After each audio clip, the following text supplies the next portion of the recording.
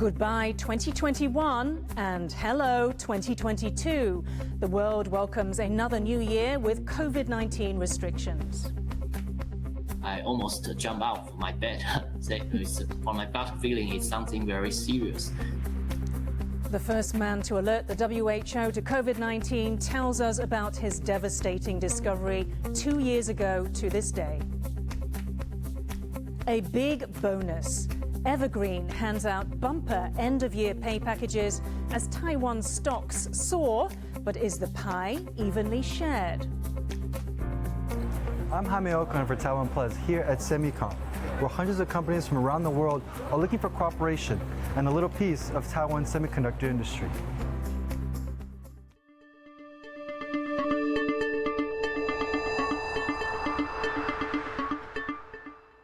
A warm welcome to TaiwanPlus News. I'm Yin Khvat. Taiwan today reported a record high of 41 imported cases. That comes as health authorities are investigating 3 potential clusters of COVID infections connected to a quarantine hotel in Taipei. 2 people at the hotel tested positive. The Central Epidemic Command Center, or CECC, believed they could be connected to a 3rd case, a former guest who tested positive after moving to home quarantine. His results suggest he may have caught the virus at the hotel, and further tests are underway. The past 24 hours has seen a grim new milestone, with the world surpassing 1 million new daily COVID cases. As countdowns to the start of 2022 kick off in a matter of hours, celebrations around the globe are being restricted for a 2nd consecutive year. Our reporter Sandy Chi has more. 3, 2, 1. Happy New Year! The iconic New Year's Eve ball in Times Square, New York, making it a centerhead of celebrations in the coming hours. This year, the festivities, which usually attract tens of thousands, have been limited to 15,000 fully vaccinated people who must wear masks. The curbs on crowds is no surprise, with the United States reporting more than 580,000 COVID cases, a new daily record that broke the previous day's record. In London, annual mass events have been cancelled entirely after Britain's record-topping case counts of 180,000 earlier this week. That means no fireworks and no New Year concert. Big Ben, however, has been prepped to ring in the 2022 with its traditional 12 bongs, even though it's still in process of being restored. On another side of the globe, Rio is getting ready to welcome tourists and revelers. A change from last year when celebrations were mostly cancelled. I mean, I think they're definitely taking steps to prevent the spread of, Omicron, the Omicron variant. People are cognizant of wearing their mask. Unfortunately, I'm not wearing mine now, of course, but I think they're doing a great job as far as preventing the spread of it. So, the same could be said for another famed beach town, Goa in India, where crowds of domestic tourists flooded the sandy shores, just as India announced night curfews in all major cities. That's after reporting 13,000 new cases and 268 deaths in a 24-hour period. South Africa, on the other hand, made the cautiously optimistic move of lifting its overnight curfew, believing that the nation has passed its 4th COVID-19 wave driven by Omicron. And here in Taiwan, rehearsals are in full swing for a New Year's Eve show that's set to go ahead as planned. The main event will feature Health Minister Chen Shizhong performing 2 songs in recognition of the frontline workers who have worked to keep the infection rates low in the country. A fitting way to close out a year of record-setting COVID cases that people in all parts of the world hope not to repeat in 2022. Klein Wong and Sandy Chi for TaiwanPlus. December 31st marks 2 years since Taiwan alerted the World Health Organization to a SARS-like pneumonia in the Chinese city of Wuhan. Dr. Lo Yijun was the first man outside China to uncover the gravity of this new disease. I spoke to Dr. Lo about the critical timing of his discovery and how it became key to Taiwan fending off one of the deadliest pandemics. If there's anyone in the world that can be said to be on top of COVID-19, it's this man. Lo Yijun was the first person to communicate to the World Health Organization a Chinese outbreak of a mysterious new disease. I almost jump out from my bed. For my gut feeling, it's something very serious. In the early hours of December 31st, 2019, unable to sleep, Dr. Lo was checking medical posts on PTT, Taiwan's equivalent to Reddit. One caught his eye. Several people from a wet market in the Chinese city of Wuhan had been isolated. I found out that there are pictures showing the chest X-ray and the chest imaging, showing there are typical pneumonia image caused by virus, indicate that the positive result of coronavirus, and that is SARS-like coronavirus. SARS had devastated Taiwan in 2003. Dr. Lo didn't want a repeat. An official directive raised a red flag, a notice to health workers to take special precautions with patients suspected of the pneumonia and to report them to authorities. But then, Chinese authorities began censoring the outbreak. On January 4th, Wuhan Central Hospital Dr. Li Wenliang was arrested for spreading rumors. 他应该也考虑到一些各方面的事情，但是他还是把它说出来，就提醒广大市民。所以，我觉得他是比较勇敢，然后真正的为民着想的一个人吧。Two doctors separated by the Taiwan Strait, both of whom raised the alarm, yet their fates couldn't be more different. Li died from COVID-19 on February 7th, aged just 34. Later on New Year's Eve, Dr. Lo attempted to alert the world. Taiwan isn't a member of the WHO, but it emailed the peak body about the reports of an atypical pneumonia. Unfortunately, WHO only replied to us with very few words, saying they forward the information to relevant colleagues, and no further response after that. One case was a Chinese woman whose only link to the market was through her husband. Dr. Lo suspected there had been human-to-human transmission. This was confirmed by Taiwan experts dispatched to Wuhan on January 13th. With the Lunar New Year just days away, Taiwan began screening and quarantining passengers from Wuhan. A ban on all travellers from China followed. It wasn't until March 11th, 2 months later, that the WHO declared the coronavirus a pandemic. By then, China had more than 80,000 cases and 3,000 deaths. Taiwan recorded 49 cases and 1 death, despite being just 130 miles away from China. Early in the pandemic, Taiwan's relationship with the WHO was at one of its lowest points. Assistant Director Bruce Aylward reveals just how bad it was in an interview with public broadcaster Radio TV Hong Kong. Because I'm actually curious on talking about Taiwan as well, on Taiwan's case.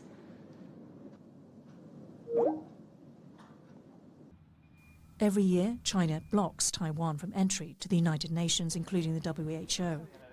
Despite its record throughout the pandemic, Taiwan was not invited as an observer to the annual World Health Assembly in 2020, nor again in 2021. 那至于对台湾，我们要的是一手的资料，任何的一些二手的资料都让我们的行动会变慢，而且对我们在判断，整个的疫情里面，都会失真。Yet Dr. Lo says things have improved over the past 2 years. So more and more, I think they have listened to us more, and also showing welcome willingness to include us in a few of those COVID networks. But still, it's far away from complete or full participation. In a pandemic that has claimed 3.5 million lives globally, Taiwan has seen a total of 850 deaths, while Australia, with a similar population, has seen more than 2,100 and China more than 3,600. COVID is not yet over, and we hope our good vaccination coverage will pave the road for Taiwan's opening after the Chinese Lunar New Year holidays. As Omicron, the first variant of 2022, tightens its global grip, Taiwan will want to balance reopening for the first time in 2 years with staying one step ahead of COVID-19. Damon Lin and Yin Khvat for TaiwanPlus. Internet users have taken to the social media platform Weibo to remember Dr. Li Wenliang, the whistleblower in China. Thousands of people left messages under Li's original Weibo post wishing him a happy new year. Li was apprehended by police accused of spreading rumors about early cases of the coronavirus. He died from COVID-19 in February 2020. Taiwan's government says it will take legal action against Nicaragua for transferring its former embassy in the country to China.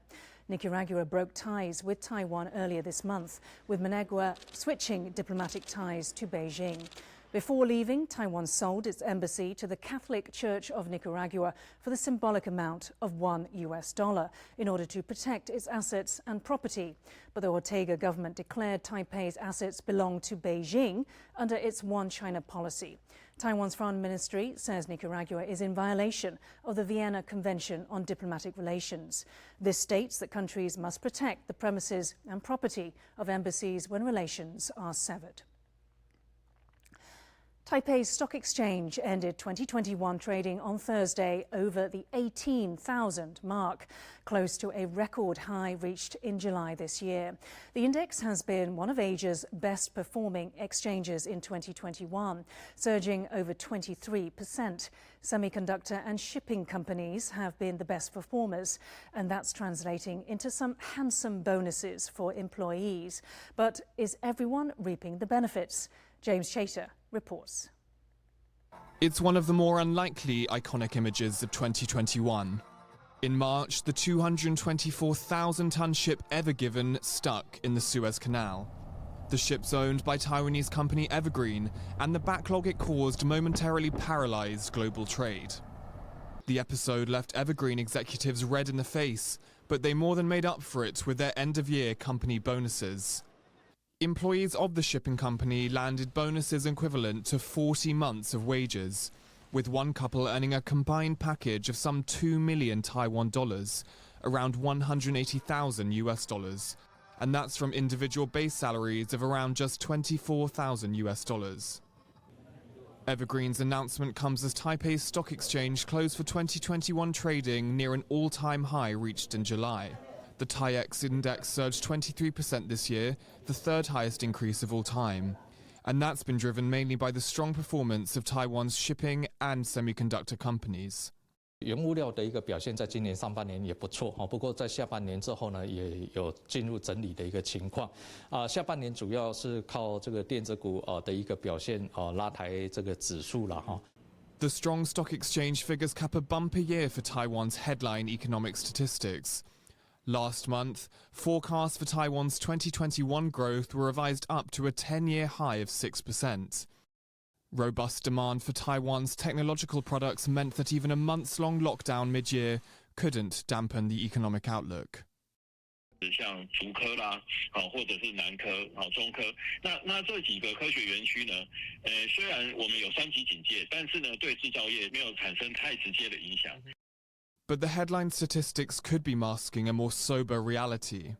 A December poll by the Taiwan Public Opinion Foundation found that only 26% of people thought Taiwan's economy had improved over the past year. That's compared to 70% who thought it either hadn't changed or had got worse. And those figures come as income inequality in 2020 widened to its highest level in 8 years. In the new year, Taiwan is raising its minimum wage. But despite positive headline statistics, many Taiwanese feel the benefits are yet to trickle down. And because of that, the fear remains they could get stuck in an economic rut. Alex Chen and James Chater for TaiwanPlus. Taiwan's wrapped up its annual semiconductor trade fair with a record number of international participants. The event had been postponed due to the pandemic, which is also a factor in the semiconductor shortage affecting economies around the world. As Jaime Ocon reports, it's a wake-up call for many countries looking to deepen ties with Taiwan. The global chip shortage has been the hot topic of the year, and it's not surprising as it affects every facet of modern life. Semiconductors are found in everything from smartphones to electric vehicles and even fighter jets, which is why this year's semiconductor trade fair in Taipei had one of its biggest turnouts. Taiwan is the hub for the semiconductor industry, the rest of the world. So recently we are also focusing to catch more semiconductor customers to develop our advanced products also.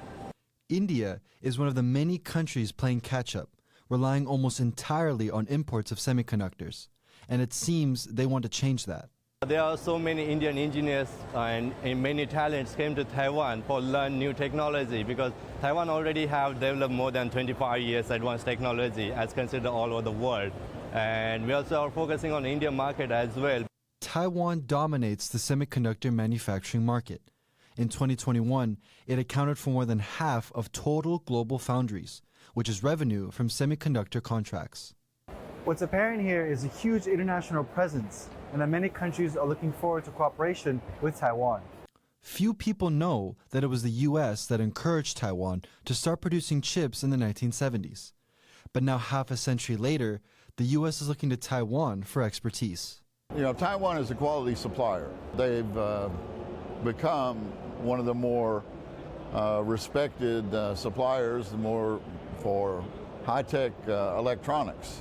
Bruce Davis's company sells products to help fabricate chips. Made in Taiwan means made with quality, so you can trust their products. And Taiwan recognizes that its semiconductor industry plays a critical role in its international relations, which some experts even dubbing it chiplomacy. I've spoken to a number of representatives from different countries, all of whom agree that Taiwan is no doubt the leader in this industry. They're looking to take back some of this chip-making expertise back to their own countries in order to improve their own semiconductor industries. In November, Taiwan's economic minister Wang Meihua made a point to welcome cooperation between the U.S. and Taiwan. 对于怎么样建立这个长期的跟盟友的合作，或者美国在建立自己的能力等等两方面怎么样来进行？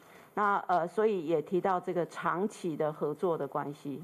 A relationship closely watched by China, which also relies on Taiwan for the bulk of its semiconductors. China and the U.S. are making a push to manufacture their own chips, but experts say that they still have a long way to go.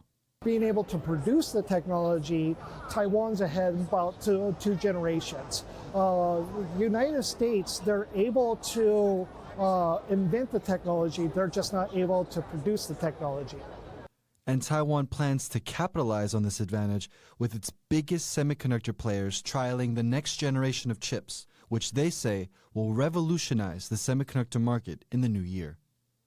Jaime Okan and Rick E. for TaiwanPlus. Coming up, as we bid farewell to 2021, TaiwanPlus's Joey Cho will bring you the stories that helped us believe in a better future. Details after the break.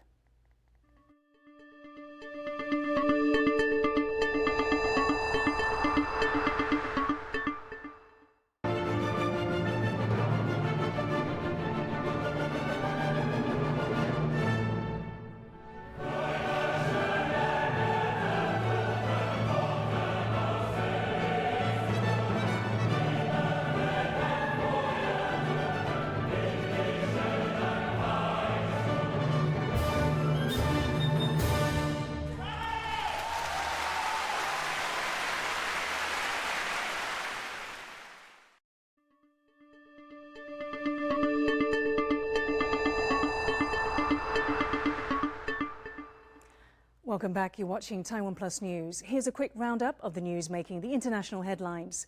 Iran on Thursday reportedly launched a rocket into space carrying what the Defense Ministry says are 3 research devices.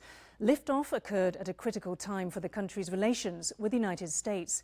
The two nations are currently holding indirect talks in Austria in the hopes of resuscitating a 2015 nuclear deal. The US previously imposed sanctions on Iran's civil space agency, accusing Tehran of using it as a cover for advancing the country's ballistic missile program. A rare late December wildfire is forcing thousands of residents in the U.S. state of Colorado to evacuate their homes. 2 communities, roughly 30 kilometers from the city of Denver, are under evacuation orders as record heat and high winds are causing the fires to move extremely fast. Experts say Western North America's increasingly intense wildfires can partly be attributed to climate change. Electric vehicle maker Tesla is recalling close to 500,000 cars in the US over safety issues. That number equals nearly all the cars the company delivered last year. More than 350,000 Tesla Model 3 sedans are being recalled over a possible defect with its rear-view camera display. And close to 120,000 Model S have front trunk latch problems, which could cause it to open without warning while driving. In Taiwan, Tesla's Model 3 was the biggest selling electric car for 2021. Today, as we bid farewell to 2021 and usher in the new year, we reflect on the stories and the people that have helped us believe in a better Taiwan. Here's Joey Cho with our special Hope for 2022. 2021 was the year we dug our way out, found ways to come together, and here in Taiwan, we fought off an outbreak and vaccinated 80% of the population. But there were stories that dashed our hopes too, and made us worry for the future. But in those darkest of hours, we looked for the people, lighting the way, standing in solidarity, showing their courage, celebrating diversity, and standing alongside us in friendship. These are the people who gave us hope in 2021. LGBT members of Taiwan's indigenous community are often described as double minority, facing discrimination because of their sexual identity and their race. But when our reporter Rick Glauer traveled to southern Pingdong to spend time with two young LGBT indigenous men, Theos and the Guy, he found a community that is becoming more accepting of its queer members. Even the village leaders are now recognizing that regardless of a person's gender or sexual identity, they too can contribute to the community. 我们部落里面的年轻人，特别都是互相都非常的尊重。然后在我们聚会的时候，其实我们也是都知道说彼此的这个性向啊、状态啊什么样的，就是不论他是怎么样的一个人，其实都可以在部落里面用他的方式为部落去服务。And for young LGBT indigenous people like the Guy and Leos, it is liberating and it is life-changing. 不管我们是不是阿都，我们都会为部落做事，让我们为部落做事的事情，就会让大家看到。But for now, both young men live a double life. They are out among their peers and younger people in their villages, but they hide their identity from their parents and other elders. They are hopeful that the community is opening up. 台湾的社会，我自己是很乐观的，觉得大家未来会更接受彼此。10年后，我可能又老了10岁，但是我觉得总有一天，我应该可以在这个部落说 ，Yeah, I'm gay。对。China's National Day on October 1st was once a day for mass anti-government demonstrations in Hong Kong. But a sweeping national security law in the city means these activities are no longer possible. A group of Hong Kongers took up the torch this year in Taipei to show their solidarity. Ryan Ho-Kilpatrick was there. October 1st is a day of celebration in China, but for Hong Kongers, it was also a day of protest. Now that protest has become virtually impossible in Hong Kong itself, it's also a day of mourning for the rights and freedoms that they've lost under the tightening grip of Beijing. Behind me, Hong Kong exiles are gathering together with Tibetans and Taiwanese human rights advocates in a celebration of their solidarity. With the familiar sounds of Cantonese reverberating in the air, it feels like being back in Hong Kong. But a Hong Kong that no longer exists. Under the national security law, these flags, these slogans, and this song are all now illegal. This song is very meaningful for me and most of the Hong Kong people. No matter where you are, when you hear this song, you will realize we still not yet to finish our target. We still have to fight on. These Hong Kongers may not have a country they can celebrate tonight, but they can celebrate new bonds, a new home, and they can also celebrate the rights and freedoms that they hold so dear. Ryan Ho-Kilpatrick and Damon Lin for TaiwanPlus. It's not easy for Taiwan to make friends in the international community. Opposition from China means that the country has only a few official diplomatic allies. But the World Cup Taiwan tournament in New Taipei City helped to build important relationships through the beautiful game. Jaime Ocon brought us there. I'm at World Cup Taiwan, where 18 different teams from 13 different countries will face off in a mini tournament.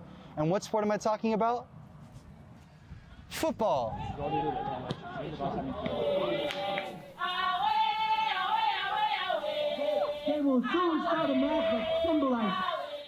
When it originally started, we only had like 6 teams, which all came from like the Central American region and the Caribbean. But every year, like we had like more and more countries wanting to participate. So this year, like around half of the participants that are in the competition come from different regions of the world. Like in Europe, we had participants from Africa last year. It's also an opportunity for the world to see Taiwan. One of the highlights this year is a match pitting government officials against diplomats. On one side is Taiwan's Ministry of Foreign Affairs, or MOFA, known for their strong defense in the international community. And on the other side, the diplomatic dream team, made up of representatives from allied nations.